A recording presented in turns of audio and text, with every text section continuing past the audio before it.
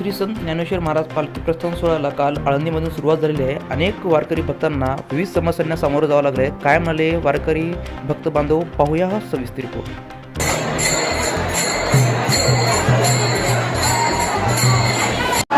सोहळा तसा आनंदात पार पडला, पण तरी जसं पाहिजे तसा पार पडला नाही. इंद्रायणीला पाणी असल्यामुळे तिकडचे पब्लिक तिकडे राहिले, इकडचे पब्लिक इकडे राहिले.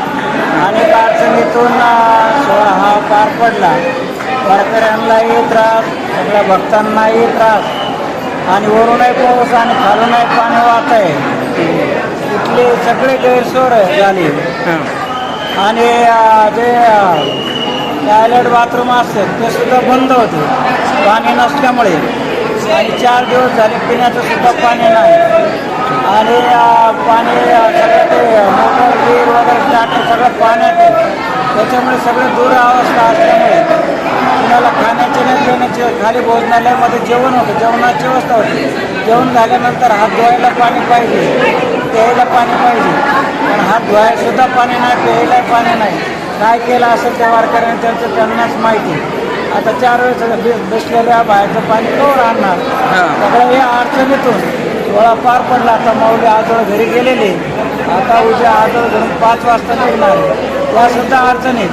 एक तर या जुन्या पुलावरून पालखी पाणी जर कमी झालं तर तिकडून जाईल, नाहीतर मग वेगळा मार्ग करते की त्या चरोलीच्या पुलावरून पालखी. इथल्या कमिटीला तुम्ही या संदर्भात सांगलं होतं का की लोकांना अजूनही जे वारकरी इथे येत आहे त्यांच्या राहण्याची आणि खाण्याची व्यवस्था नाही, किंवा प्रशासनासोबत तुम्ही त्या बैठकीला कुठे होतात का? याबद्दल काय सांगण्यात सूचना काय दिलेल्या आहेत का प्रशासनाकडून, विश्वासकडून, कमिटीकडून? या त्यांनी फक्त मीडियावर एवढं बोललं सोहळा असं झाला, कसं झालं, कसं केलं पाहिजे, पण त्या व्यवस्थेबद्दल कोणी काही आवाज त्याचा शब्द.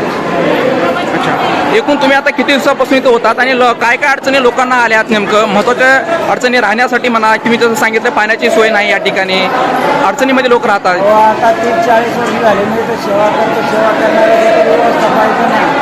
चांगली तर नाही झोपायचं, तिथं नाही झोपायचं, जेवायला खाली नाही यायचं, त्यांना चहा नाही, पाणी नाही, काही व्यवस्था नसते.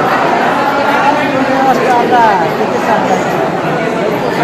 हा पहिल्यांदा असा पाऊस झालाय मोठ्या प्रमाणात आणि पूर आला होता. किती वर्षाच्या नंतर तुम्ही 40 वर्षापासून म्हणताय पहिल्यांदा जसा पाऊस झाला? बऱ्याच वर्षातून मागं पण एकदा झाला होता. गोष्टीला जवळजवळ 10-15 वर्ष झाले. त्याच्यानंतर आता आलं. आणि मग त्यावेळेसची परिस्थिती वेगळी होती का? त्यावेळेस पण असं झालं होतं का? त्याच्यापेक्षा दयनीय अवस्था आता आहे? नाही, त्यावेळेस एवढ्या सुविधा नव्हत्या, तरी सुद्धा एवढी दयनीय अवस्था झाली नव्हती.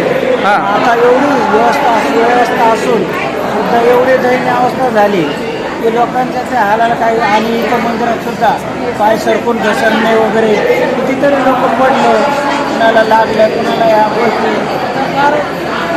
व्यवस्था झाली. म्हणजे मॅडम आपलं नाव काय आहे आणि तुम्ही किती वर्षापासून सेवा देता, काय सांगाल? माझं नाव शिवाजी महाराज पवार, मी विनेकरे सेवेकरे.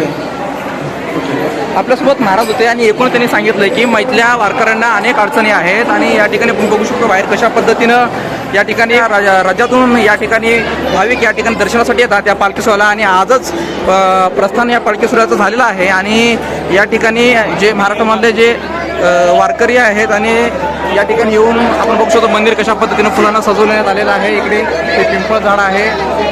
या ठिकाणी एकूणच मोठ्या प्रमाणात या ठिकाणी भाविक आलेले आहेत आणि उद्या हा पालखी सोहळा पुण्याकडे रवाना होणार आहे. संख्या वाढाली, शेअरची सोय करा, आपल्याला राहण्याची सोय करा, जेवणाची, पाण्याची. खाली जे टाकलेलं आहे ते ओलं लागतंय, त्याच्यामुळे तुम्हाला झोपायला त्रास होतोय. आणि ओला आहे की आता झोपायला त्रास व्हायला, पाणी आला. अच्छा, पाणी येते, झोपताना पाणी येते. म्हणजे प्रशासनाकडून जेवढी करायला पाहिजे सोय झालेली नाही पाऊस पडल्यामुळं. अजून लोकांना आपण बघू शकतो इथं राहण्यासाठी वारकऱ्यांना व्यवस्था करत आली टेंटमध्ये. असे 3-4 टेंट राहायला पाहिजे असं इथल्या नागरिकांचं म्हणणं आहे. लोकांना झोपण्यासाठी खाली ओलं झालेलं आहे, त्यामुळे पाणी येते असं त्यांचं म्हणणं आहे भाविकांचं.